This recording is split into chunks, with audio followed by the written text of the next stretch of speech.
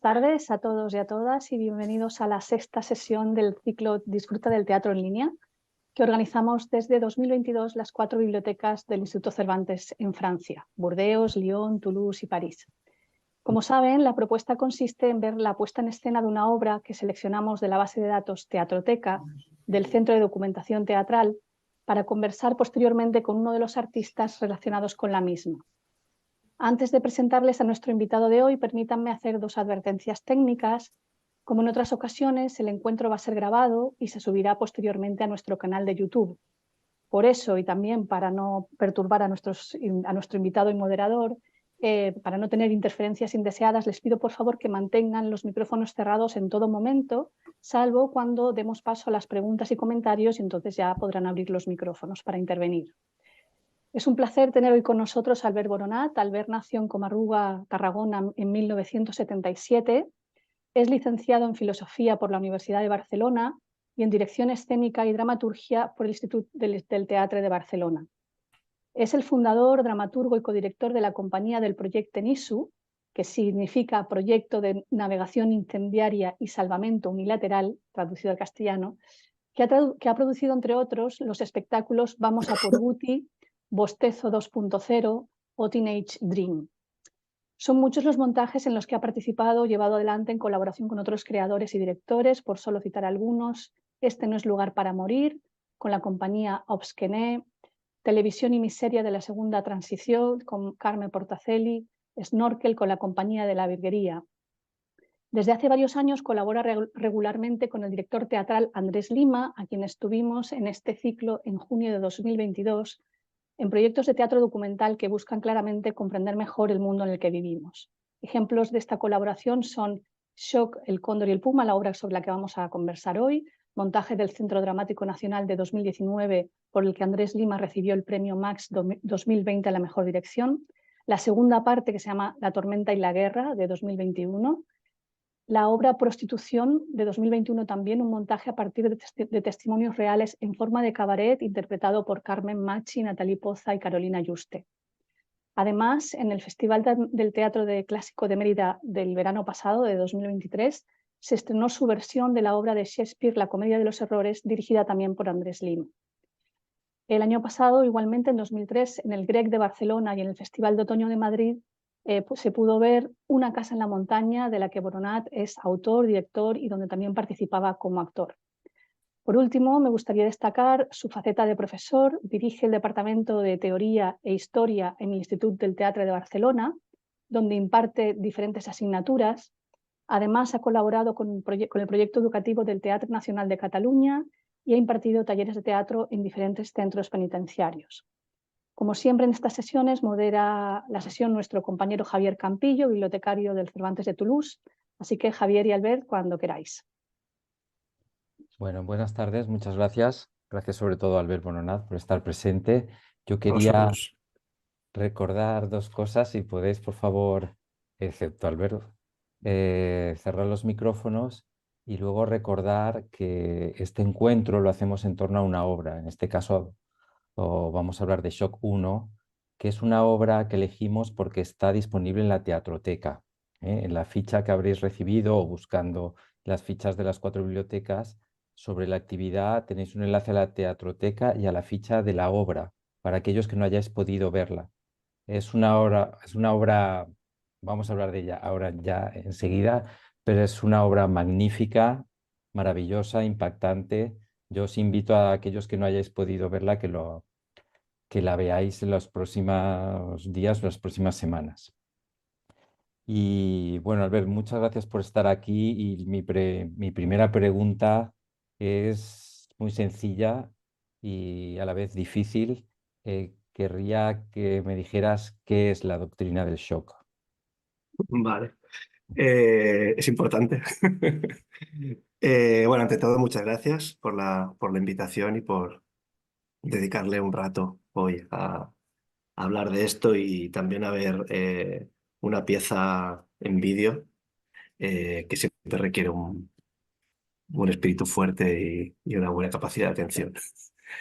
La doctrina de shock es el nombre que le da Naomi Klein que como sabéis es una escritora, periodista, activista muy prolífica y muy comprometida canadiense, eh, al vínculo que existe entre los experimentos psiquiátricos que se comienzan a hacer en las universidades norteamericanas hacia los años 50, subvencionados por el gobierno de los Estados Unidos y la CIA, y la expansión del capitalismo global, así como titular sería un poco. Y ella pone en paralelo cómo aquello que sirve para el individuo en los experimentos psiquiátricos, con los que además después se adoctrina a los marines norteamericanos, que a su vez acabarán, ¿sí? Ah. Que a su vez después formarán a otros soldados y ejércitos de países de todo el mundo, eh, con los experimentos de imposición del neoliberalismo más voraz a lo largo del globo. Ella lo hace en un libro que es un compendio de geopolítica enorme, es un libro muy grueso, que nosotros no podíamos abarcar al 100%, porque nos hubiera requerido 8 montajes, ¿no? Y que tuvimos que hacer una selección. Y en el que nosotros tomamos un poco como guía espiritual para iniciar el camino, para adoptar esa nomenclatura que funda Naomi Klein y que nos servía para explicar algo que tenía que ver con la historia, con nosotros, con cosas que damos por dadas, por esquemas de pensamiento, y para explicar un poco que vivamos en un mundo, en una sociedad de mercado como en la que vivimos, eh, no una sociedad de mercado cualquiera, sino este tipo de sociedad de mercado, no es una cosa del todo natural, ni casual, ni producto del devenir natural de la historia, sino que tiene que ver con una serie de decisiones muy importantes y con mucha inversión de tiempo, energía y dinero para que las cosas sean como son. No sé si lo he resumido bien. Sí, lo resumido, vamos a abundar en tus palabras. Entonces, está el libro de Naomi Klein, que se publica en Ujú. 2007. Sí, Lo publica aquí Paidós. Bueno, aquí en España lo publica Paidós, en sí, Francia, por supuesto, y en todo el mundo. Ella ya se había hecho muy famosa también con su primer libro, Nólogo. no En luego. 2007 sale Doctrina del Shock. Y la obra se estrena 12 años después. Entonces, ¿cuál es el detonante para que vosotros, para que Andrés, tú y tus colaboradores, Juan Mayorga, Mm. Cabestany, en qué momento, por qué os decidís a llevarla a las tablas? En realidad responde mucho a una necesidad y casi obsesión que tiene Andrés con el libro desde hacía tiempo. Él ya había estado tanteando ese texto en una pieza anterior que había hecho que se llama Capitalismo, hazme reír. Y era una idea que él había ido incubando en su cabeza hasta que finalmente decide que la quiere abordar y que quiere hacer realmente un montaje, asumir el desafío de hacer un montaje de la doctrina de Shock, que a priori era algo que a priori era poco agradecido, porque es un libro muy teórico, con muchísima información, a pesar de que está muy bien escrito, extensísimo.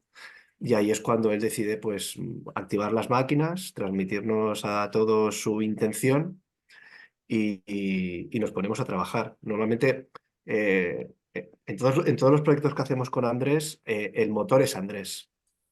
Andrés, su deseo, sus inquietudes, él nos las transmite, nos coteja un poco a ver qué tal nos parece, cómo vemos su propuesta.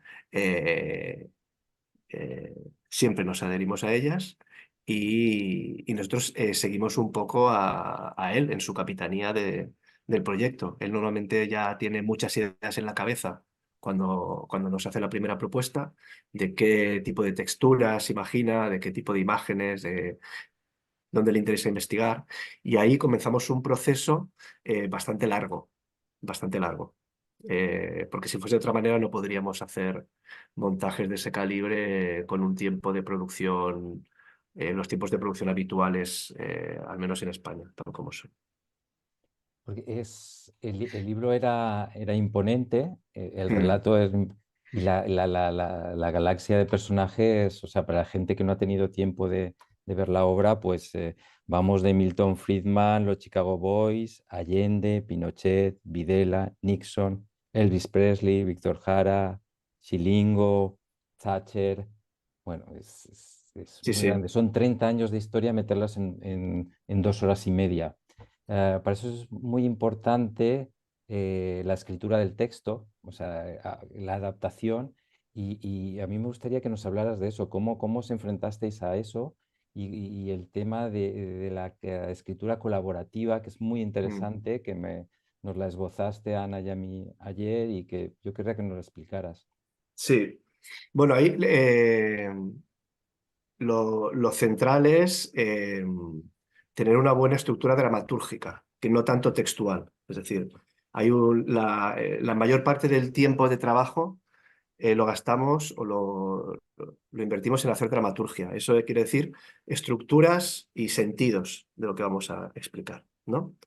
Es verdad que usualmente equiparamos la dramaturgia a la escritura dramática y que tradicionalmente se hace así, pero en realidad responde a dos tipos de trabajo diferentes que muy habitualmente hacen las mismas personas, ¿no? Muy habitualmente son los autores dramáticos los que hacen dramaturgia, pero también existe la dramaturgia en montajes sin texto y la dramaturgia de la danza y la dramaturgia de cosas muy diversas.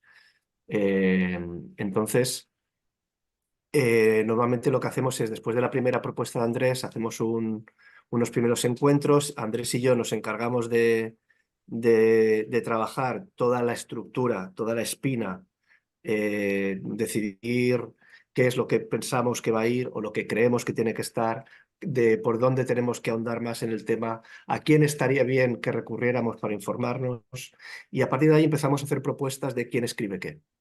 De todo aquello que creemos que debe estar, quién se puede encargar de cada parte, a quién le apetece más o quién creemos que puede tener más mano o tiene un interés especial por ese tema.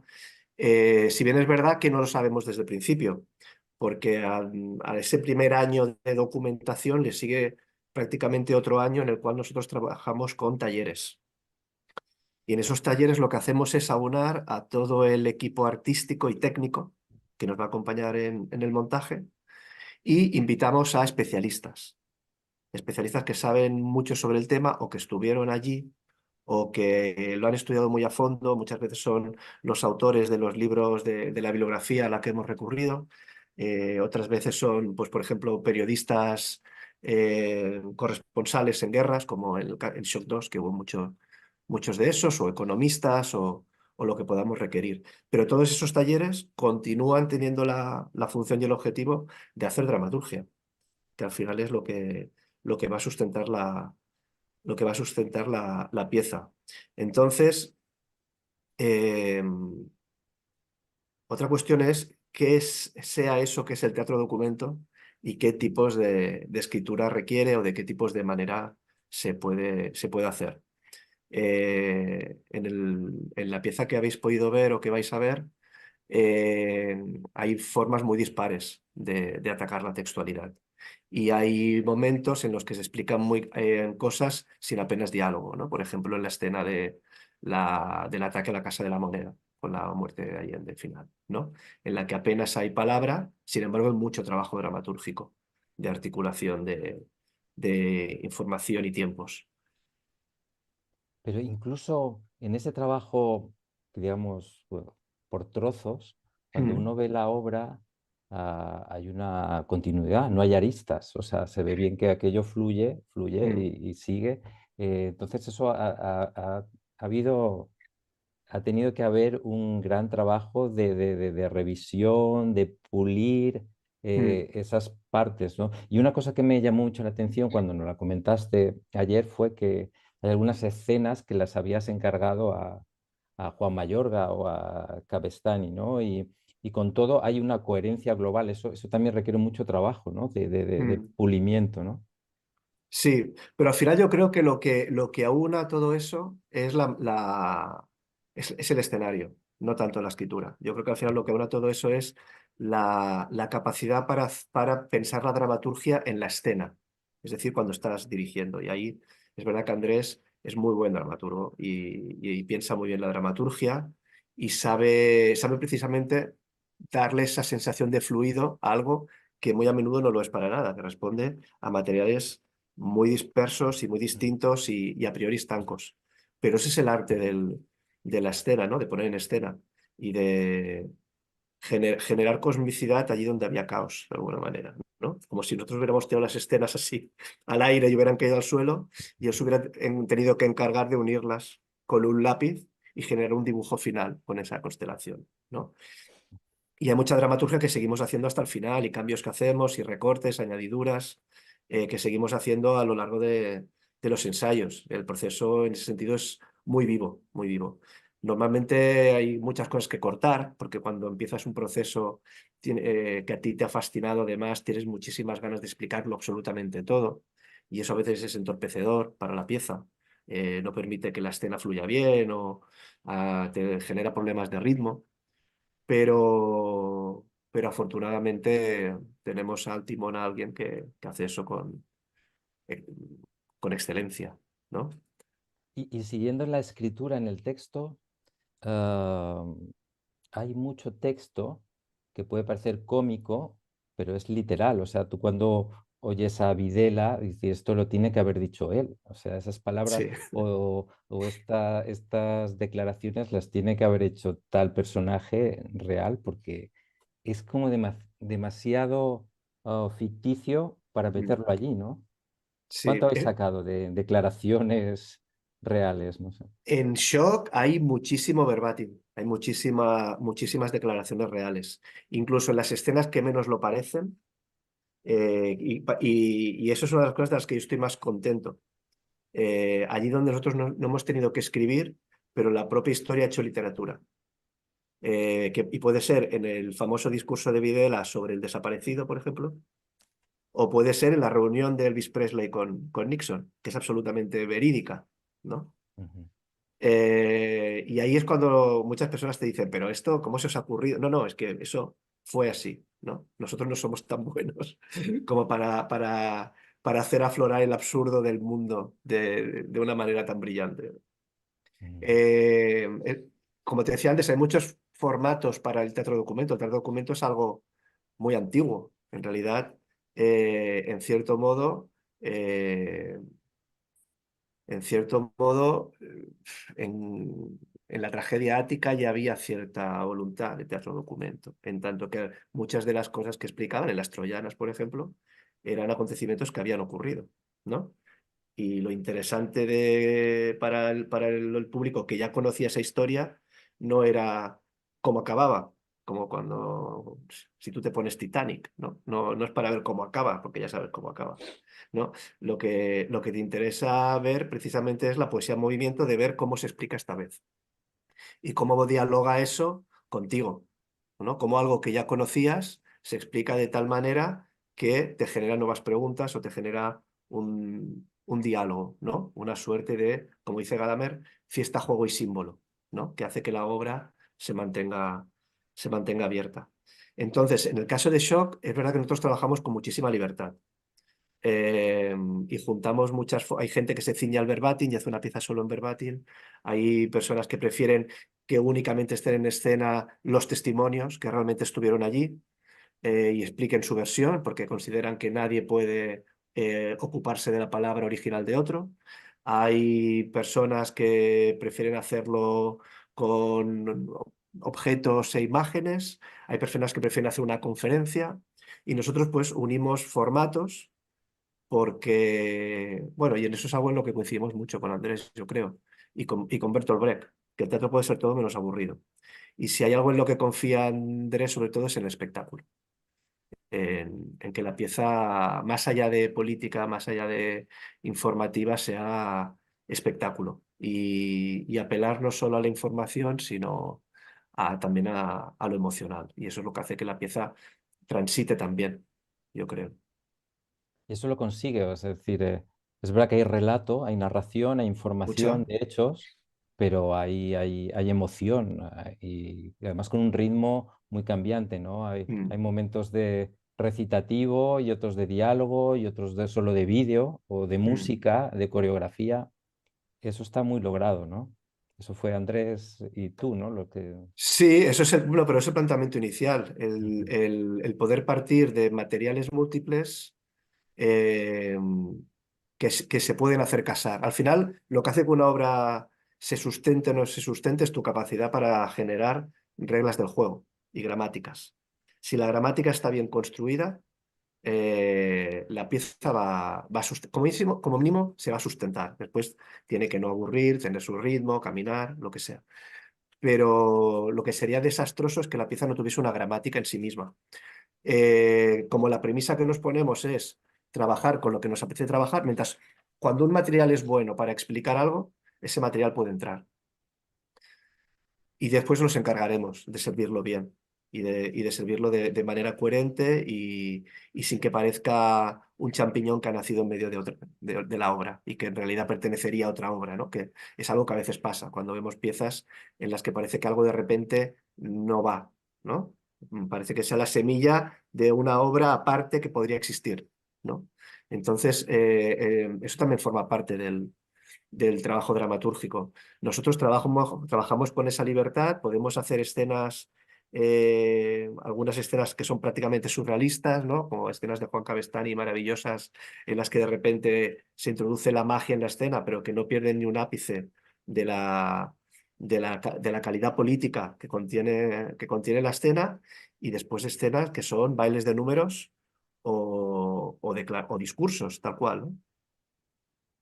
Y entrando en la historia empieza con un personaje femenino, ¿no? Un personaje que tiene problemas físicos, que no cuento nada especial, se entiende que ella ha Mm. sufrido unas terapias de electroshock, ¿no? Electroshock. Y explica un poco, es verdad que el libro de Naomi Klein también va contando, ¿no? Empieza un poco el libro con esa entrevista a esa Sí. mujer que vive en Montreal y ha sufrido, y ella viene de Irak porque Klein ha vuelto de Irak porque ha conocido estos usos del gobierno americano de interrogatorios horribles que se están banalizando ya, y de repente vuelve y sale este personaje. Este personaje cuenta la historia y hay un momento en esa escena final que puede ser un poco sorprendente para el espectador como yo, que no sabes de qué va esto de shock. Y hay un momento que dice, un estado de shock no es algo que se produce únicamente cuando nos pasa algo malo, sino también cuando perdemos nuestra narrativa o nuestra historia, cuando nos desorientamos. Lo que nos mantiene orientados, alerta y a salvo del shock es nuestra historia. Y yo creo que eso es vuestro, ¿no? Eso No, no, eso es de Naomi Klein. es dinámico, pero Eso es de Naomi esta- Klein. Y lo pusimos precisamente porque resume de una manera muy clara todo el ciclo del shock y lo que es la doctrina del shock. y efectivamente es ese uso del shock que traumatiza, o sea, que causa un vacío mental. Bueno, que vosotros lo contáis muy bien, lo cuenta Klein, Mm, y son una serie de psiquiatras o científicos sin escrúpulos que se mm, dedican a torturar a su propia gente mm. en Estados Unidos en los años 50, y eso les sirve para luego exportarlo, ¿no? Sí, Exportarlo. sí. En realidad la cosa es, hay una serie de científicos que están haciendo investigaciones sobre privación sensorial y electroshock, a priori con fines científicos de bonanza, digamos, curativos, y eso llega a los oídos de la CIA y el gobierno de los Estados Unidos. Hay un encuentro que en la obra está en una escena que ocurre en un hotel en Montreal entre miembros de la CIA y del gobierno norteamericano con el doctor Cameron, donde de alguna manera se cierra un pacto, que es un pacto real que hubo, según el cual la CIA y el gobierno norteamericano iban a dotar de fondos ilimitados las investigaciones, con la condición de que los resultados de esas investigaciones iban a servir para aplicarlas después ellos militarmente. Evidentemente Cameron sabe por dónde van las cosas. Y el contexto no es un contexto vacío. Ellos se encuentran con que tienen imágenes de soldados norteamericanos en la zona comunista a los que parece que les han hecho así como lavados de cerebro, que están bloqueados, que renegan de su país, que parecen no estar, que parece que utilicen palabras que no son las suyas. Y una de las cuestiones que está en juego en la escena es si es posible el lavado de cerebro, ¿no? Eso es lo que les interesa. Y la visión que tiene Naomi Klein, que es interesante, es la de decir, bueno, a lo que se le somete un paciente en situación de privación sensorial es precisamente a esa eliminación de su narrativa. Es decir, si yo no puedo ver, no puedo oír, me siento en medio de la nada, me practican electroshocks, mi cuerpo deja de ser mío, entro en un estado de dolor constante, pierdo la noción del tiempo. ¿Qué diferencia hay entre eso y lo que pasa cuando, por ejemplo, cuando Pinochet da el golpe de Estado en Chile? En realidad, funciona un poco de la misma manera. Cuando nos baladí, que una de las primeras cosas que hace el ejército es tomar y bloquear las antenas de radio, ¿no? Que es una forma de tapar los oídos, censurar las imágenes, ir a por los periodistas, censurar la vista, ¿no? Y cambiar una narrativa por otra. Es decir, todo aquello, convertir en anatema y en proscrito todo aquello que no responde al nuevo relato dominante, ¿no? En realidad, cuando alguien va a terapia, una de las primeras cosas que le dicen es lo que necesitas es tener un relato que sea más o menos verdad, pero que sea tu relato y que te sirva para no estar flotando en medio de la nada, para que tú puedas hablar sobre quién eres, ¿no?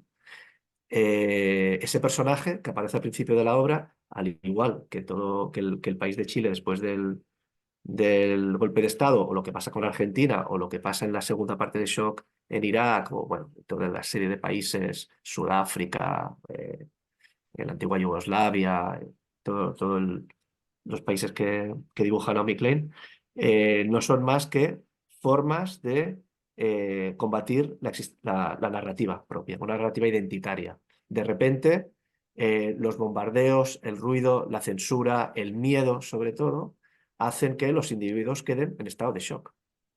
Hay algo con lo que no contaban que ha aparecido de repente y que no les permite hablar, ni siquiera hablar de ello. Está más allá del ámbito de la opinión, porque todo está velado de desconcierto y miedo.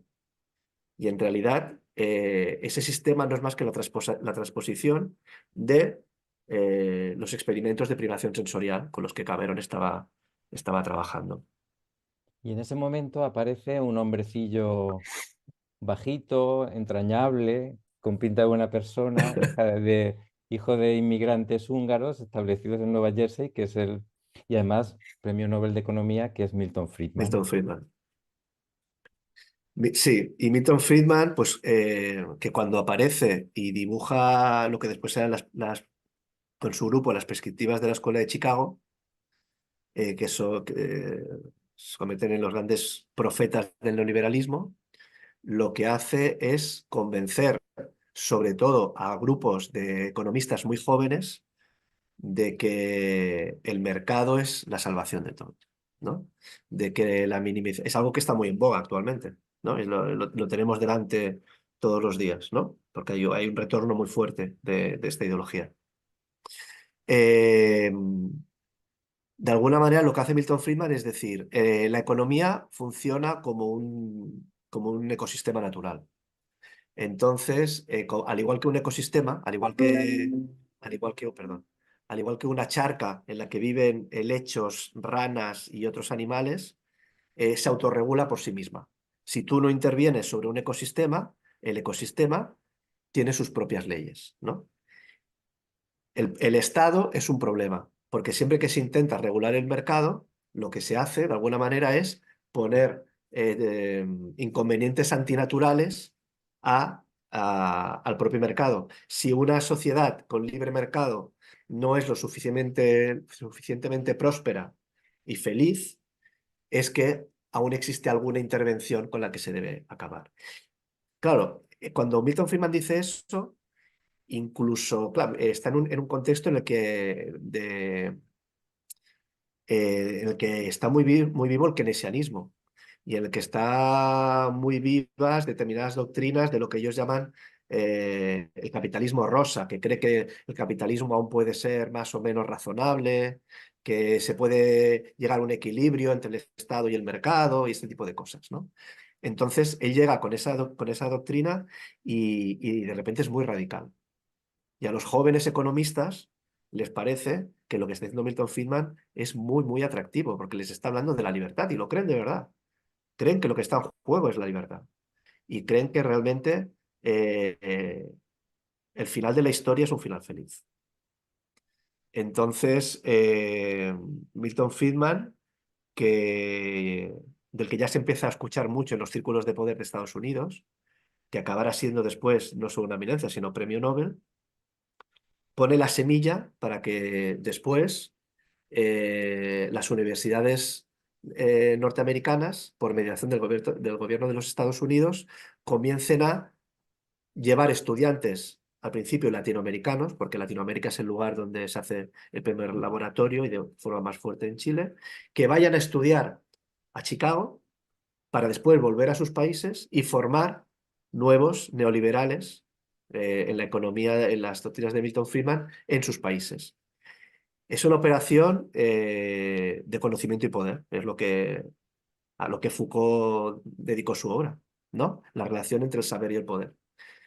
La visión que yo tengo del mundo y cómo yo trabajo con la información, qué relato construyo acerca de nuestra relación con la realidad, se convierte en formas materiales de poder real y afectan a las formas de producción y gestión del mundo en el que vivimos. Y ahí Milton Friedman se convierte en una especie de símbolo intocable, como si fuera un biólogo que ha descubierto, que ha descodificado el ADN prácticamente. Es decir, se empieza a asumir el capitalismo como una cuestión de leyes naturales, obviando el acto de fe que hay detrás de esa afirmación, que los mercados se autorregulan y que tienen una especie de inteligencia trascendental por sí mismos. Y de ahí la famosa lección del lápiz, que resume y sintetiza muy bien eh, sus doctrinas. Efectivamente, hay cosas sorprendentes. Igual me estoy enrollando mucho, No, no, perdona. no, no, no. Está bien, porque yo creo que para la gente que no lo ha visto, es el meollo de la cuestión, ¿eh? Y ahí tenemos a los científicos que colaboran con la CIA, al señor Milton Friedman y su Chicago Boys que ponen la hoja de ruta que hay que hacer. Después del trauma, después del shock, entran ellos en escena, ¿no? Y eso es bueno. Y entonces luego tenemos dos historias muy fuertes, muy largas, que son las del golpe de Estado del 11 de septiembre de 73 en Santiago de Chile, y allí se sale, Salvador Allende es un personaje más y es un personaje muy importante en toda la primera parte, y en la segunda parte tenemos el golpe de Estado en Argentina, ¿no?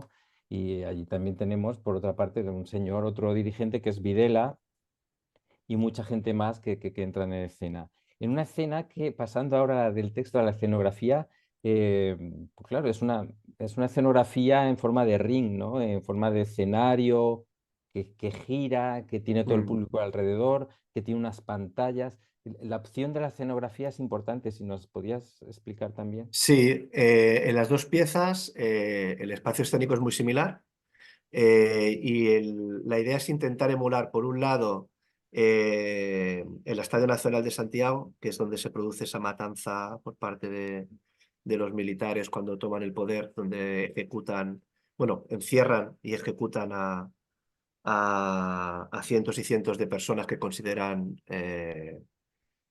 peligrosas y subversivas, como ellos dicen. Después ese estadio de fútbol reaparece con el Mundial de Fútbol en tiempos de Videla, en el que todo el mundo está pendiente de Argentina y se están celebrando partidos y se están celebrando goles de Argentina, mientras a escasos metros, porque en realidad están a pocos cientos de metros, se está torturando a gente en los sótanos de centros de detención argentinos.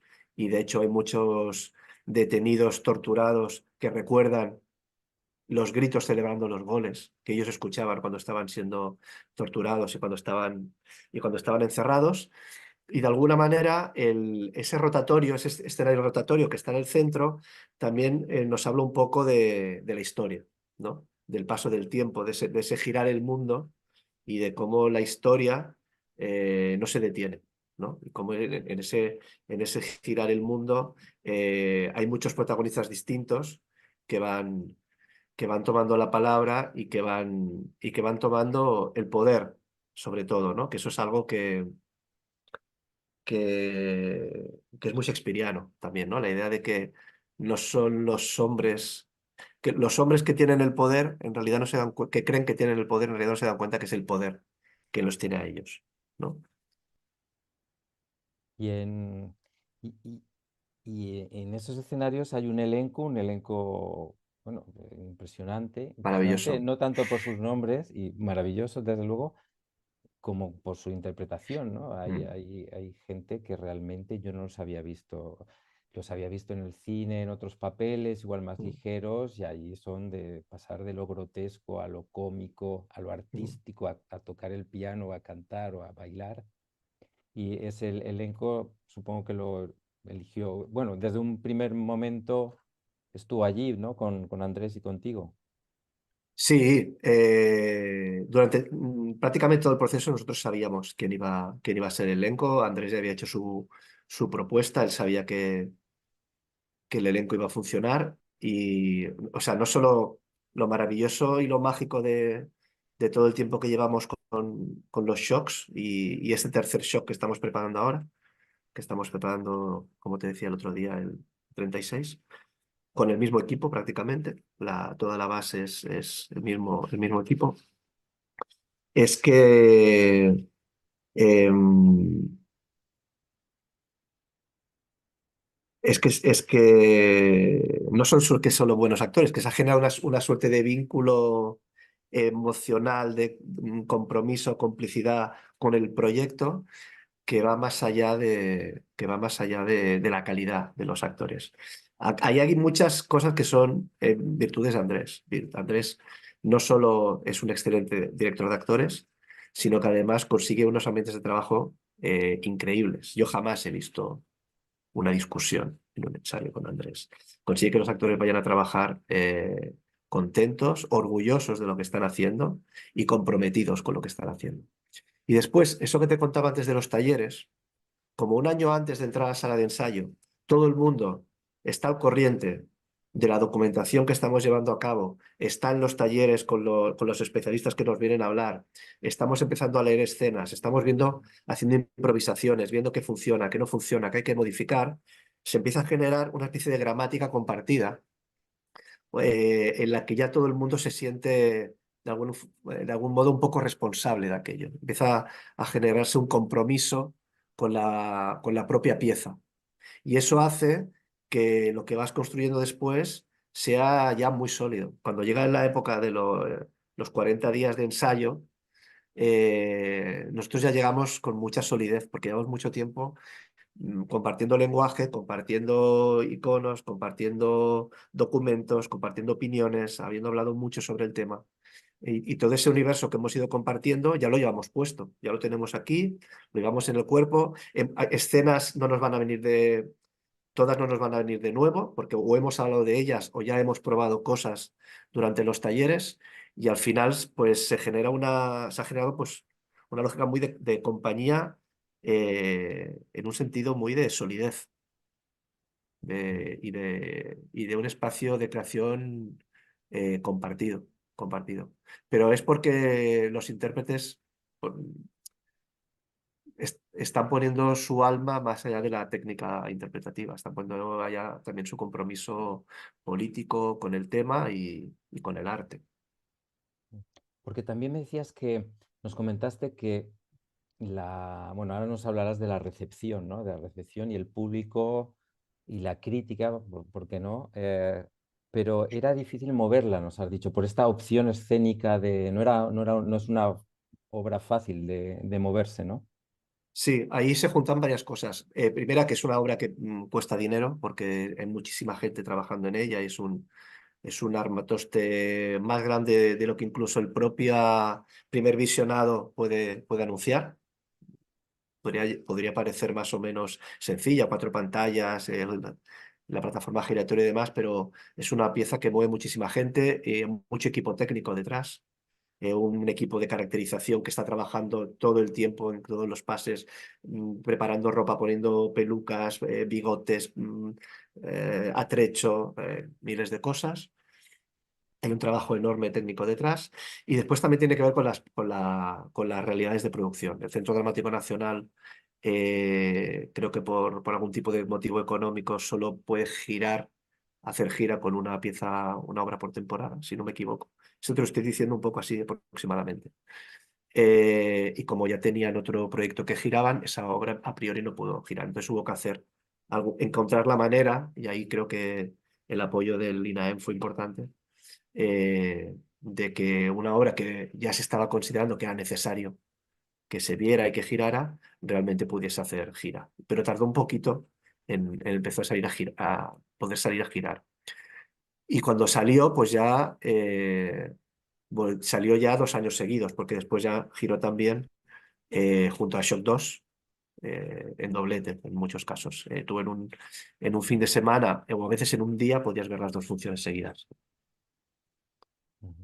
Y en Y, cuanto a la crítica, bueno, la recepción ha sido muy buena siempre. Incluso en Chile, que se ha ido a hacer Shock a Chile que uno siempre va con un poco de miedo, ¿no? Parece como que está tomando la palabra de otro y que le falta legitimidad para hablar le puede faltar legitimidad para hablar de ciertas cosas y en cambio la recepción fue muy, muy buena, muy buena. Mm, Y eso, bueno, pues está muy bien, pues me te hace sentir orgulloso de tu trabajo, ¿no?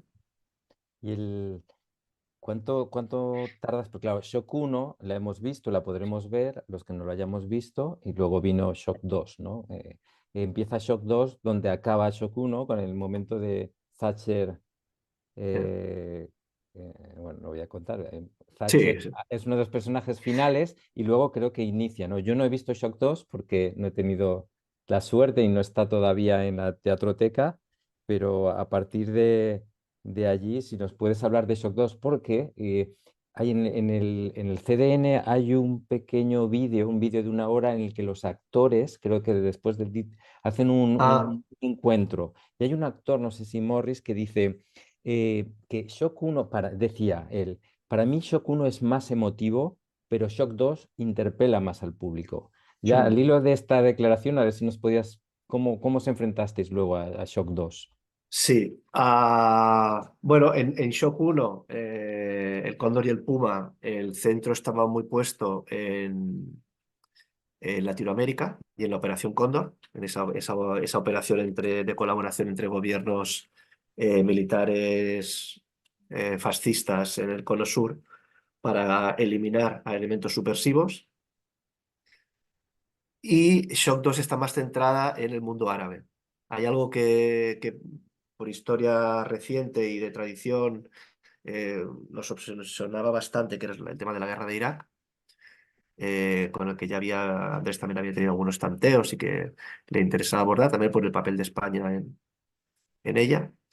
Eh, y se centra bastante, o sobre todo en la guerra de Irak, cogiendo la época también, pero no solo la última, sino también remontándose a las relaciones entre Bush padre y Saddam Hussein. La pieza está ubicada en ficticiamente, pero en un evento real, en un cumpleaños de Ronald Reagan, que transmitió la televisión estadounidense, en la que a la que estaban invitados pues gran parte del Star System estadounidense, todos los iconos de la derecha estadounidense, una especie de celebración del padre de la nación increíble y tal. Y nosotros ahí situamos pues, a muchos personajes históricos de la época. Ahí está Boris Yeltsin, Margaret Thatcher, Juan Pablo II, bueno, diferentes personajes que van apareciendo. Está también Charlton Heston, hay muchísima gente. Y a partir de esa idea de la fiesta de cumpleaños de Ronald Reagan, que está introducida por un narrador árabe, que habla del proyecto panarábico y habla muy basado en los trabajos de Amin Maalouf, en quien nos apoyamos mucho para hacer Shock 2. Lo que intentamos explicar un poco también es que, primero, que responde a un proyecto de shock. Todo lo que tiene que ver con las guerras, bueno, ya ahora está tan presente que casi da vergüenza hablar de ello. Pero la imagen y la narrativa que tenemos del mundo árabe es una construcción, y es una construcción basada en la aplicación de la doctrina de shock en los países árabes y en la amputación de proyectos panarábicos muy contundentes y muy valiosos, y que el mundo árabe de hace 50 años no tiene nada que ver con el mundo árabe de ahora. Hay un vídeo que ponemos en Shock 2 en el que aparece Nasser, el que era el militar que era presidente de Egipto en un momento, y está hablando ante una sala llena de hombres. Y él les está explicando, ha tenido una reunión con el líder de los hermanos musulmanes. Nasser no era un tipo especialmente progre, más bien al contrario, era un tipo bastante, es importante hacerse una idea de que era un tipo bastante autoritario y no dejaba de ser un militar con ideas incluso algo reaccionarias. Pues el contexto de la época era tal que él explica que el líder de los hermanos musulmanes le ha pedido que ponga hijab a las mujeres de Egipto, que les obligue a ponerse el hijab. Y él se lo dice, mirad lo que me ha dicho, hay cientos de hombres allí, mirad lo que me ha dicho el líder de los hermanos musulmanes, que les ponga el velo a todas las mujeres de Egipto. Y los hombres se descojonan. ¡Ja, ja, ja, ja! Se ríen, se ríen. Que se lo ponga a él, le dice, le grita. Que se lo ponga a él. Y dice Nasser, dice, yo le dije, tú tienes una hija, ¿no? Sí, y va a la universidad. Sí, ¿y tu hija lleva velo? Dice, no. Dice, entonces si tú en tu casa no has sido capaz de ponerle velo a tu hija y a tu mujer, ¿cómo quieres que yo se la ponga a millones de mujeres a lo largo de todo el país? Inmediatamente después, ¿no? Miramos la realidad, miramos la actualidad y hay algo que no podemos entender. Algo ha pasado en medio, ¿no? En medio de esos dos momentos, para que no puede ser solo una moda, o no puede ser solo que se han vuelto locos o que haya habido una regresión en el proceso de modernidad. Ha habido algo que se ha truncado en medio de forma muy consciente y voluntaria, y en la que se ha invertido muchísimo, muchísimo dinero para que las cosas sean como han sido. Esto bien, me hace recordar tus palabras, bueno, con este shock constante, ya has hablado de Shock 3, no sé si ibas a hablar, no lo he relacionado yo con esta obra que quería hablar que estáis preparando sobre la Guerra Civil Española, no sabía Sí. si sería un Shock 3 de Ucrania-Gaza, Sí, por ejemplo, nosotros ¿no? nos referimos a como Shock Sí. 3 porque es el mismo método de trabajo y Andrés siempre ha defendido que la Guerra Civil Española es nuestro shock, que también hay una suerte de... hay muchas similitudes en los métodos que el Ejército Nacional y Franco deciden aplicar, por ejemplo, cuando decide no acabar la guerra pronto, y decide acabarla para exterminar hasta el final, y decide pauperizar absolutamente el país para construirlo desde cero, ¿no? Esa tabula rasa que en realidad es muy propia del shock, ¿no? La imposición del terror, bueno, bastantes cosas. Estamos en ello, estamos en ello. Yo no sé, Ana, si alguien quiere aprovechar y plantear alguna pregunta a Albert. Pues es el momento, si alguien quiere lanzar preguntas. No, de momento no teníamos, estábamos tan absortos escuchando que no hemos Perdonad si os he visto. dado mucho la chapa, No, no, en Perdonad. absoluto, no, es súper interesante. ¿Alguien quiere plantear alguna pregunta en relación con Shock 1? Y sí, o también podéis escribirla en el chat, no sé si alguien lo hacéis, levantáis la mano, si alguien quiere. Adriana creo que quiere. Hola, buenas. Quiere. Adriana, adelante, por favor. No te oímos, no sé. Ahora. Bueno, yo veo que el trabajo que nos está presentando Alberto es un trabajo de investigación teatral sobre un hecho histórico, como está presentado en el libro. Yo quisiera saber, el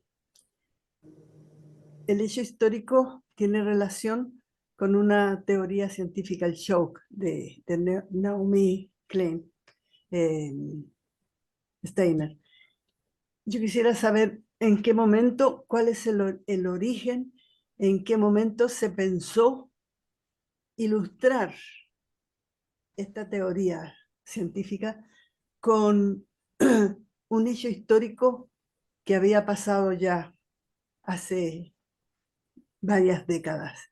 Fue un hecho racional, o fue que en el fondo quedaba un sustrato emotivo con respecto a esto que sucedió en Chile en los años 1973 y después. ¿Cómo se originó el deseo de ilustrar a Chile? ¿En la pieza o por parte de...? Por parte de ustedes, los autores. En realidad, la propia Naomi Klein, que lo que hace Naomi Klein es un trabajo descriptivo, es decir, lo primero es demostrar que hay mucha racionalidad detrás de la extensión del capitalismo más feroz tal y como lo conocemos, que esa extensión responde a unas determinadas pautas de investigación y de comportamiento y una relación entre el saber y el poder extendidas a lo largo del mundo con determinados métodos, y ella considera que Chile es el primer laboratorio. Ella misma lo verbaliza así. Considera que Chile es el primer lugar donde ellos ponen a prueba si la máquina está realmente engrasada. Y donde hay un gobierno en Latinoamérica que les da un miedo especial, que es el de Allende, porque resulta que Allende no es un comunista al uso. Allende no es, a pesar de que en algún momento se reúne con Fidel Castro, a pesar de que sus teorías son, sus doctrinas son socialistas, no es un comunista de partido, al estilo ruso o al estilo cubano. Y eso les da mucho miedo a los Estados Unidos, porque si ese socialismo rosa se empieza a extender, resulta que de repente es muy atractivo, porque hay progresos sociales que Allende está haciendo que cada vez tenga más gente a su favor, que se ha convertido en un fenómeno y que hay que pararle los pies. Un poco quizá como pasó con Lula muchos años después, ¿no? Entonces, ahí tienen una diana muy clara, hay alguien que les molesta especialmente y tiene una diana muy clara de por dónde hay que empezar.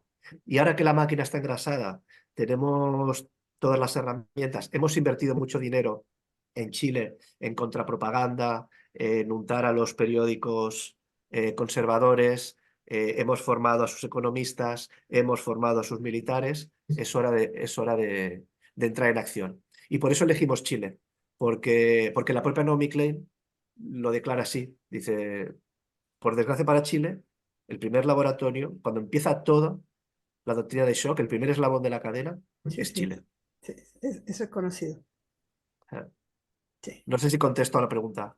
Sí, sí, contestas a la pregunta objetivamente, pero yo quería saber hasta qué punto había en la intimidad de ustedes el deseo de presentar a Chile.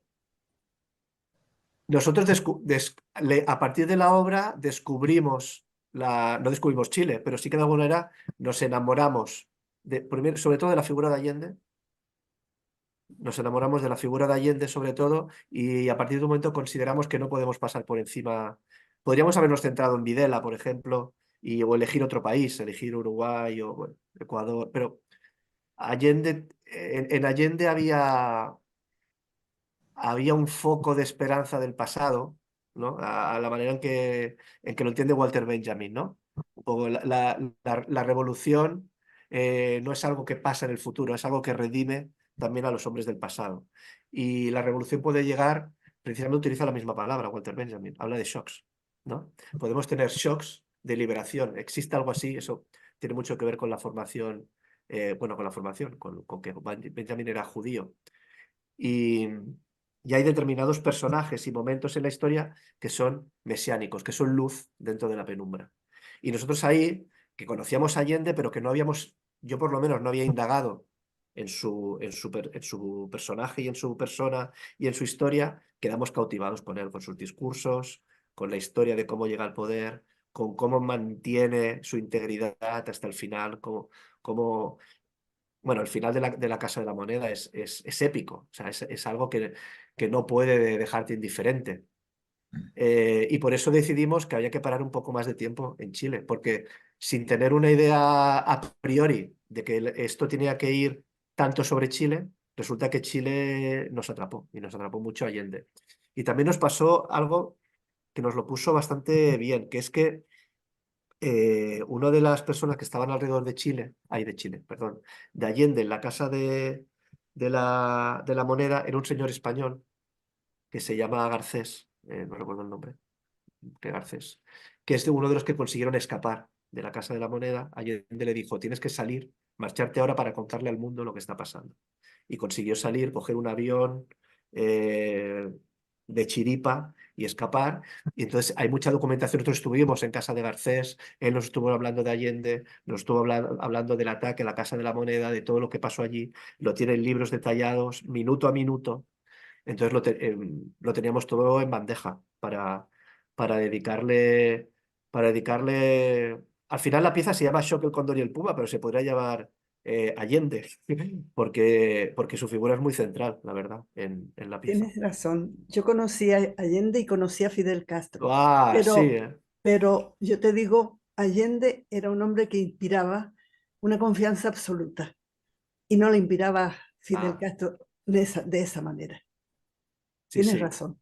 Sí, y además es algo en lo que coincide todo el mundo. Todo el mundo coincide en que había una luz especial en Allende y Sí. que no es de las personas a las que tú les confiarías todo, tu dinero, tu familia, tu vida, ¿no? Personas en las que todo el mundo coincide en que son gente en la que se puede confiar. Y además, muy luminoso en sus palabras. Un socialismo, sus palabras son muy poco combativas, son muy esperanzadoras, ¿no? Habla de un socialismo muy esperanzador.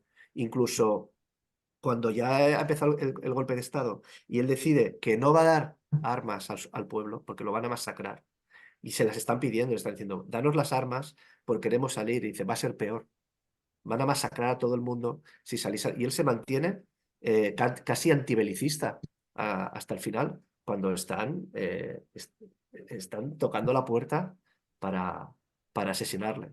Yo creo que es uno de los personajes más eh, reveladores de la historia, al menos de los que yo conozco.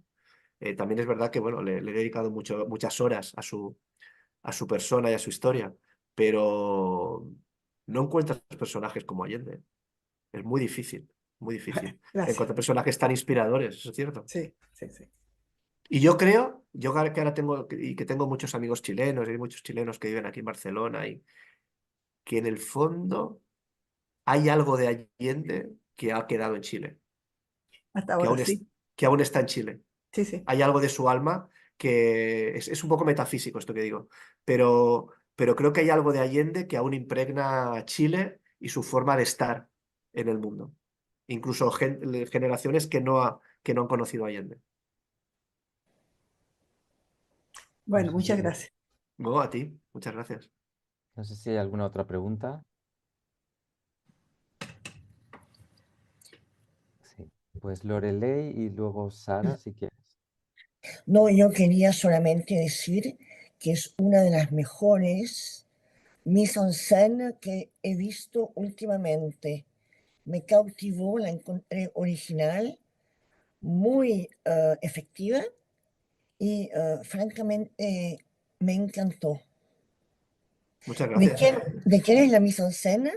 De Andrés Lima. Oye, me la encontré Andrés Lima. excepcional. Sí, sí, lo es. Muchas gracias.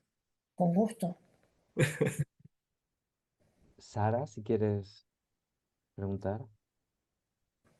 Sí, bueno, primero decir que me ha encantado la obra, que una obra con esa complejidad, la duración que tiene, todos los escenarios, los actores y viéndola encima grabada, te mantenga completamente atrapado, me parece, vamos, un trabajo impresionante.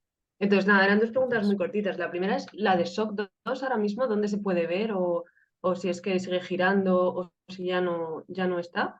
Y la segunda es si en algún momento, antes, durante o después de la obra, habéis tenido contacto con Naomi Klein para la adaptación o si la ha podido ver, cómo la ha recibido. Pues Shock 2, ahora mismo están las dos paradas. No, no ha habido gira. También es verdad, tuvimos la más suerte de, bueno, como todo el mundo, de pasar el COVID, ¿no?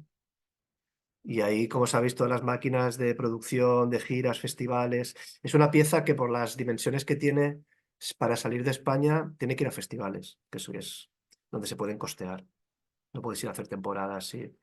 Y como sabéis, la maquinaria de la industria cultural generó un tapón enorme a partir del COVID. Quedaron muchas cosas pendientes que hubo que priorizar después cuando acabó la pandemia. Y no, la verdad que en principio Shock 1 y Shock 2 murieron en Santiago de Chile. En los pases que hicimos, fuimos a hacer a Santiago de Chile, fueron los últimos. Lo cual nos parece muy bonito y muy poético. ¿Y tu otra pregunta era? Ah, sobre Naomi Klein. ¿Sabes qué pasa? Que Naomi Klein va muy liada y por las tardes no le va bien. Entonces, yo creo que nosotros le dijimos, le informamos, porque incluso nosotros queríamos que ella pudiese venir a dar una charla a Madrid en el estreno o en días posteriores al estreno, poder montar unas jornadas y demás. Pero claro, está solicitadísima, es muy difícil. De hecho, ni nos contestó. Y también es verdad que el texto no es exactamente una versión, que el montaje no es una versión del libro, tanto como un trampolín que utilizamos para detenernos allí donde nos interesa más o donde creemos que hay que indagar más. Porque ya te digo, montar el libro entero nos hubiese llevado 10 montajes, porque hay muchísima información. Y es apasionante, ¿eh? Es apasionante, porque pasas absolutamente por todo el planeta y te bueno, te dan ganas de cortarte las venas, porque eh, es muy depresivo. Al final hay tanta información negativa que te genera mucha desesperanza, ¿no? Por eso también para nosotros era importante que el montaje no fuera desesperanzador. Tanto Shock 1 como Shock 2, y por eso también la apuesta, lo que decía antes, ¿no? Sobre el personaje de Allende y la esperanza que respira. Porque si nos quedábamos solo con lo que había en Naomi Klein, el futuro era devastador. No había escapatoria a esa miseria. Pero hay pequeñas luces, hay luciérnagas, como dice Didi Uberman, ¿no? Hay luciérnagas, hay pequeños focos de luz en los que nos podemos apoyar. Y si existieron en el pasado, su luz nos atraviesa hasta el presente. Y hay que reivindicarlas también, ¿no? No se puede combatir a los grandes focos con otros grandes focos, porque el mundo ya no es el que era.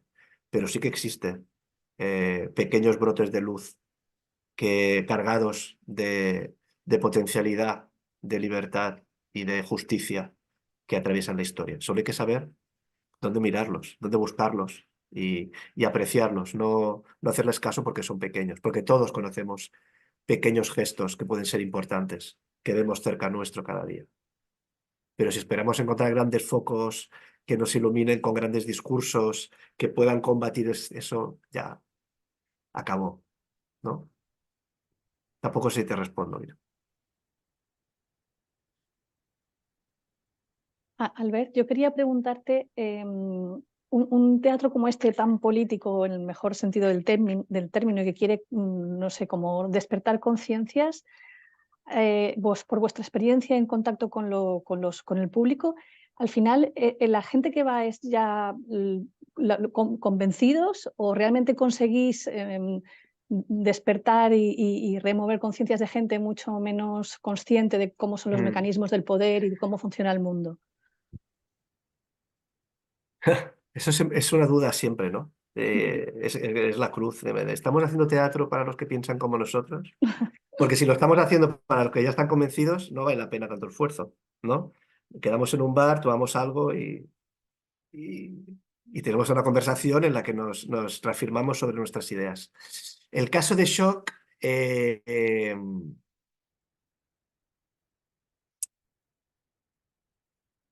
yo creo que sí. Bueno, creo, yo sé, hay gente que me lo ha dicho. Sé que hay personas que al final es objetivo. O sea, hay una información que no tienes y cuando te la dan no puedes hacer como que no existe, ¿no? Después podrás justificar cosas, podrás contextualizar de otra manera, podrás hacerte tus mandangas, pero al final la información y los datos son los que son. Por eso a mí me gusta mucho que dejemos hablar a los protagonistas. Es decir, creo que es mejor, porque no tiene ni mucho sentido salir y decir, no, porque Videla era un fascista, pues ya lo sabemos que era un fascista. Pero eso no anula ningún... No es que, creo yo, no es que sea natural ni universalmente más legítimo no ser fascista que serlo. En el sentido de que no está vinculado a ninguna ley divina universal que sea mejor no ser fascista que serlo. Pero escuchar la voz, o como nos está pasando ahora con los militares franquistas, ¿no? Dejarles hablar y escuchar de sus bocas determinadas cosas hace que tú te puedas lavar las manos al respecto del panfleto. De decir, no, perdonen, pero es que lo dijeron ellos, no lo dije yo. Cuando sale un cura franquista y dice, anima a los soldados a violar a las rojas porque así se van a enterar de verdad de lo que es un hombre español de verdad, porque no lo han conocido, y como todas quieren el amor libre, hay que prostituirlas, pues lo ha dicho un cura, no lo he dicho yo. No he dicho, es que los curas decían, no, pues sale él y lo dice. Evidentemente, en la selección de materiales siempre hay algo tendencioso. Por mucho que tú intentes ser ecuánime, la objetividad no existe. Y tú eliges poner unas cosas y no poner otras. Pero en el caso de Shock, aún la distancia es la suficiente como para que seas de derechas o seas de izquierdas, tú no estés de acuerdo con eso. Porque seas Oye, yo conozco mucha gente de derechas, en mi familia, por ejemplo, que no están de acuerdo con que se torture a nadie, ni están de acuerdo con la represión, ni están de acuerdo con el asesinato. Entonces, en ese caso va más allá de la ideología. Hay otros montajes en los que la cosa ya se pone un poco más espinosa, como en el caso de prostitución, por ejemplo, en el que hay muchos valores que, que nos atraviesan, a todos como sociedad, o que nos atraviesan, o que atraviesan debates que atraviesan el feminismo, por ejemplo, y la propia idea de familia. Y ahí sí que aparecen más dolores, que eso es lo interesante. Lo interesante del teatro, yo creo, es que habrá preguntas, porque para las respuestas, pues cada uno ya tiene las suyas, ¿no? Y es importante, pues bueno, pues poner las cosas sobre la mesa, aunque sea para que se pueda pensar sobre ellas. Porque el otro es un teatro político de panfleto que a mí me interesa poco. Y no dudo que habrá quien piense que Shock tiene algo de panfleto. Yo he intentado que no, pero al final tú tienes que seleccionar materiales y los que consideras más interesantes son los que están sobre la mesa. Solo elegir un libro de Naomi Klein ya es una elección importante. Va a haber un tipo de materiales y no otros.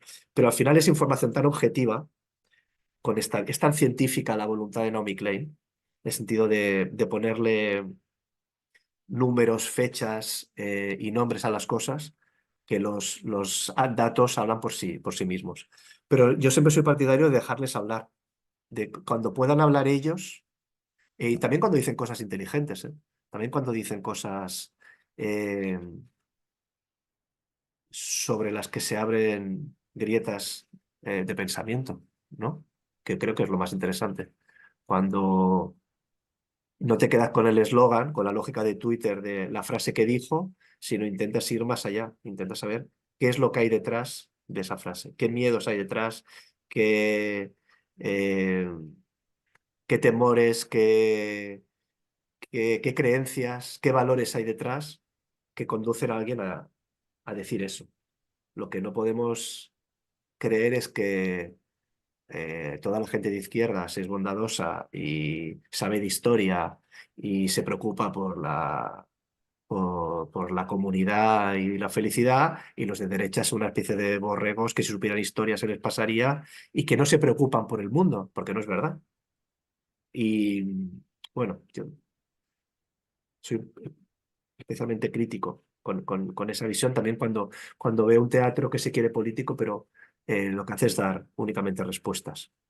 No sé si responde un poco a lo que me Sí, sí, planteabas. Es como sí, lo sí. veo yo. Yo sé que hay gente que lo Ujú. piensa de otra manera y que cree en la propaganda por el hecho y que cree que en la confrontación frontal casi militar entre culturas políticas y que hay que ir a la guerra con todo y que hay que decir eslogans. Y creo que eso a veces, en determinados contextos y momentos, tiene sentido y ha sido así, y hay otras veces que no. Y ahora yo creo que no, que es importante poner las cosas sobre la mesa para hablar de ellas, no para ganar ninguna batalla, ni en Twitter, ni para acabar una conversación con más verdad que otro, sino para que podamos pensar el mundo desde lo que hay y no desde lo que supuestamente debería haber. Pero bueno, así es como yo lo veo, como yo lo vivo y como yo intento que sea, ¿no? Ahora trabajando sobre la guerra civil, por ejemplo, que es algo que nos atraviesa muchísimo más, nos encontramos con muchas preguntas de este tipo, ¿no? Con muchas preguntas sobre legitimidades, valores y sobre todo la empatía histórica. ¿Qué entiendes del otro? ¿No? ¿Quién era eso que históricamente se ha considerado el enemigo? ¿Quién era realmente? ¿Realmente una familia de campesinos de derechas era el enemigo? ¿O qué le llevaba a estar en el bando en el que estaba? ¿O de dónde venía, simplemente? Y los soldados que se mataban en el frente, pues muchas veces les había tocado estar en el frente que les había tocado. Pero por ellos no hubiera estado ninguno. Muchos ni siquiera estaban politizados, ¿no? Bueno, es ¿Para un cuándo temazo. es Shock 3? ¿Cuándo la podremos ver? Eh, Shock 3, que en realidad se llama 1936, se estrena en noviembre del 24, a principios de la próxima temporada, en el Centro Dramático Nacional, en la Valle Inclán. Creo que hay una pregunta, Jorge, si quieres abrir tu micrófono y preguntar. Sí, hola, Hola, Jorge. Albert, he quedado sumamente curioso con los elementos que has señalado de Shock, ¿no? Su dispersidad, su dispersión, su pluralidad, la forma en que todo esto han sido reunidos, ¿no? Y también con dos aspectos de la temática, ¿no? Y algo que me ha chocado un poco, que es la privación sensorial. Me parece que debe ser algo terrible, ¿no? Y me imagino, bueno, quiero imaginar, o quizás no, cómo han logrado plasmar esto en la pieza, ¿no? Y otra cosa más, simplemente un comentario adicional sobre Allende. Bueno, escuché hay un acento chileno, el de Adriano me parece, y quiero decir que soy peruano. Yo en los años del golpe estaba en la escuela secundaria, tenía 13 o 14 años, y no solo para Chile, sino creo que para toda América Latina. Allende fue mucho más que un líder político, creo que de alguna manera un líder moral, ¿no? Y es una figura que el arte debe rescatar un poco como lo han hecho ya con los shocks, ¿no? Y que, repito, me has puesto muy curioso y te agradezco por toda esta información, ¿no? Gracias. Adiós. Gracias a ti. Yo creo que hay otro montaje sobre la familia Fujimori pendiente. Hay otro montaje pendiente sobre los Fujimori que no se quedan atrás en cuanto a barbaridades. No, no, lamentablemente no. No, lamentablemente no. Muchas Si hay alguien gracias. que quiera preguntar, yo tenía una última. Bueno, hemos estado hablando mucho de Andrés Lima, uno de los grandes dramaturgos y directores de escena españoles. Y yo para preparar este encuentro me estuve viendo el encuentro que tuvimos con Andrés, que fue muy amable y muy modesto. Y le hicimos un poco la misma pregunta que luego le hicimos a Juan Mayorga, ¿no? Si el teatro podía, pero bueno, yo creo que algo has contestado ya, ¿no? Si el hacer teatro comprometido podía servir para algo, ¿no? Podía ayudar en algo.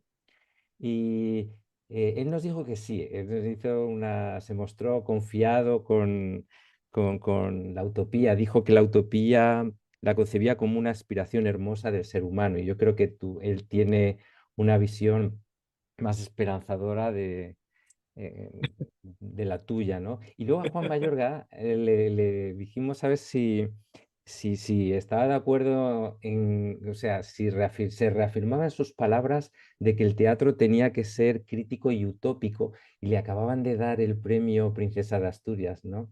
Digo, es curioso, un dramaturgo crítico y utópico al que aplauden la familia real, los ministros, todo ese teatro Campo Amor, que yo no sé si ese público ha visto Shock, pero estaría muy bien que toda esa gente que estuvo aplaudiendo a Juan Mayorga. Y entonces, nada, es la pregunta, Me consta que la reina sí. bueno, la actual reina, ¿no? Es muy seguidora de Andrés Ah, pues mira, eso desde hace años. es una... eso le da un tanto. El, También es divertido. Sí, y entonces, no sé, tú supongo que ya nos has contestado, pero ¿tú crees que un dramaturgo tiene que seguir siendo crítico y utópico a pesar de todo, a pesar de tus propias palabras y como acabas Shock 1, que dice un poco, bueno, dice que se ve a Kissinger diciendo a Nixon, nosotros sabemos a qué tiene miedo la gente? ¿Eh? ¿Y Mm, cuánta verdad hay en esas palabras? mm. Eso es son palabras de Juan Cabestany. Eh, Nosotros sabemos a qué tiene miedo la gente. Eh, sí, es verdad. Creo que te has dado cuenta muy bien de que Andrés es más optimista que yo. Yo soy más escéptico al respecto de esas cosas y él es muy... Él tiene mucha esperanza y siempre es más él quien aprieta porque haya esperanza en en las piezas. Eh, eh,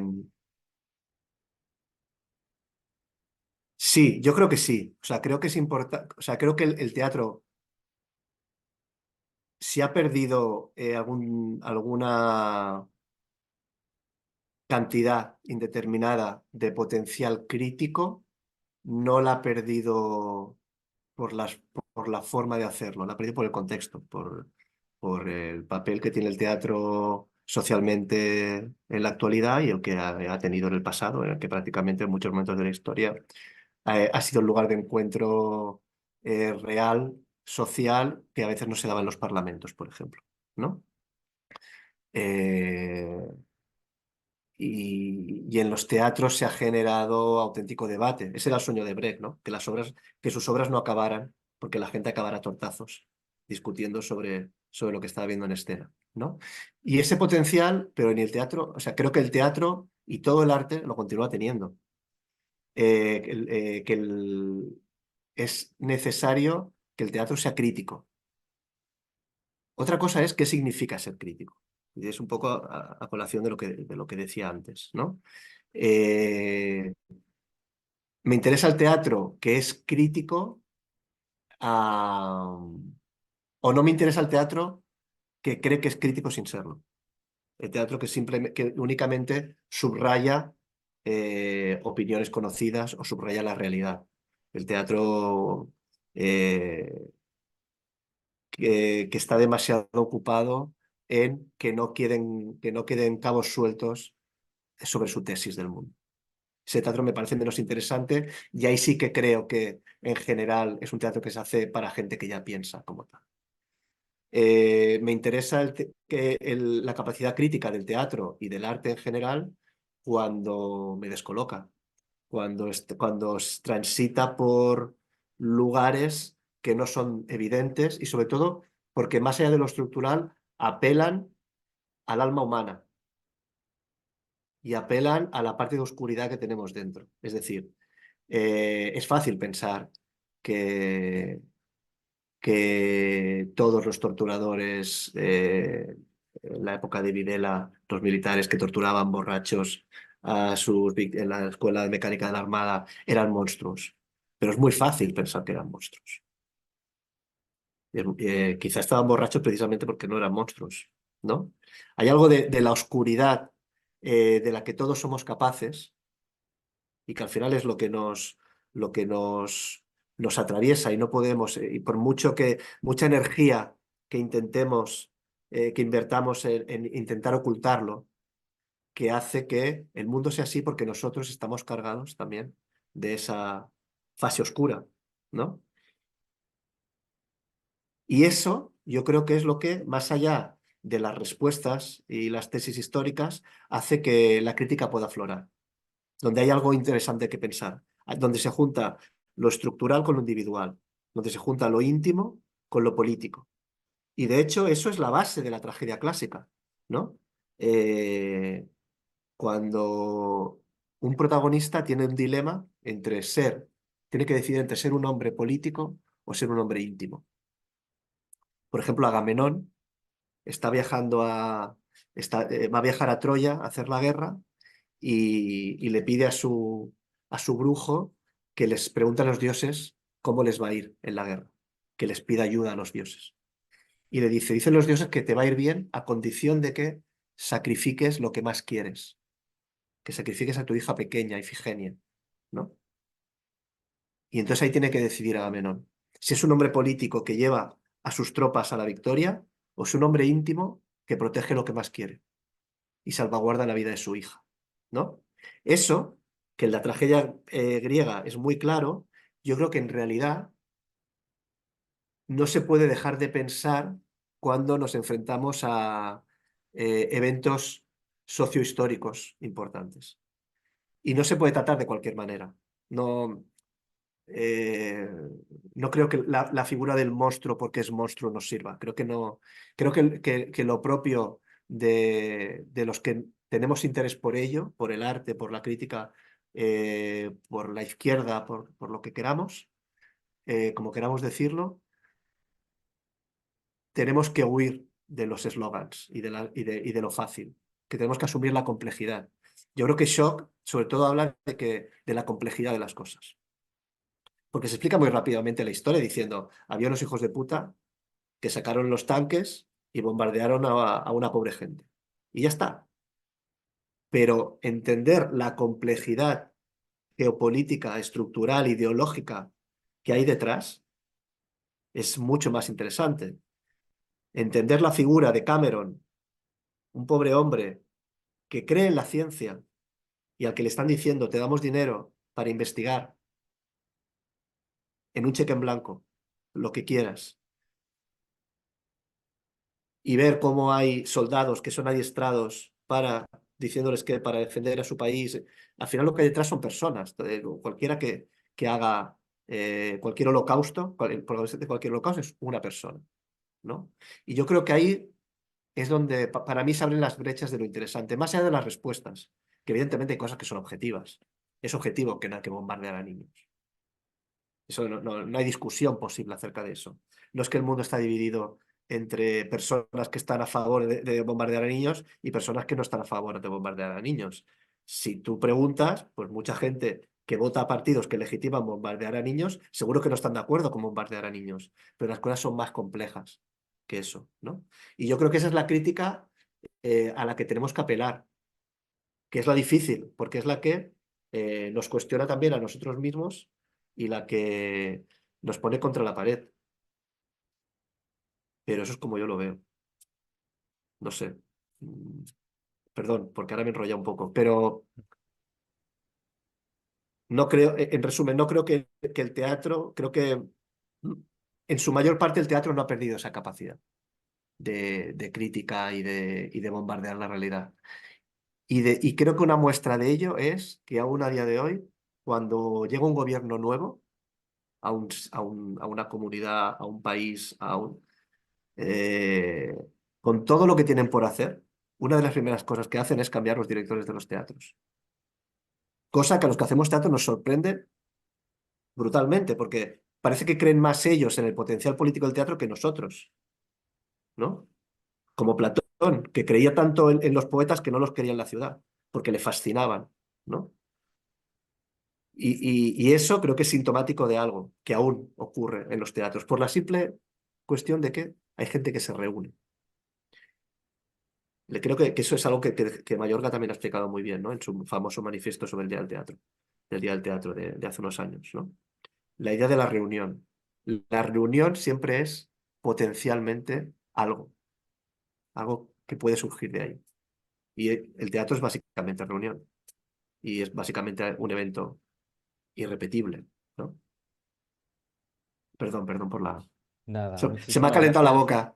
Pero estamos Es- aquí, podríamos estar fantástico una hora más, escucharte. yo creo. Gracias. Esta es una reunión que ha sido muy placentera. Yo te doy las gracias en nombre de todos. A Ojalá vosotros. Muchas gracias a todos. igual te emplazamos, ¿por qué no?, a una nueva reunión más adelante con 1936 o Shock 2, si la podemos ver en la Teatroteca, será un placer. Estaré encantadísimo. Y ya cedo la palabra a mi compañera Ana. Nada, por mi parte, muchas gracias a todos y a todas. Ha sido realmente fascinante escucharte, Albert. Muchas gracias, Javier, como siempre, por la moderación. Sacas lo mejor de nuestros invitados. Pero bueno, ha sido súper interesante y nos animas a seguir leyendo, viendo. Animamos a todas las personas que no han podido ver Shock 1 que lo hagan, que está en la Teatroteca, y el texto está en la biblioteca electrónica y vale también la pena. Nos decía ayer Albert que podía ayudar mucho verlo y leerlo al mismo tiempo, ¿no? Porque no es fácil ver una obra a través de una pantalla, una obra que está hecha para estar además inmersos allí dentro, ¿no? Pero bueno, ha sido muy interesante. Muchísimas gracias a todos y hasta la próxima. Esta grabación se subirá al canal de YouTube del Cervantes de París. Un aplauso. Muchas gracias. Muchas gracias. Gracias por la invitación. Muchísimas gracias a todos. A ti por aceptar. Por la paciencia también. No, no. No, gracias a ti. Para nada. Ha estado muy bien, Albert. Fantástico, Muchas gracias. muchísimas gracias.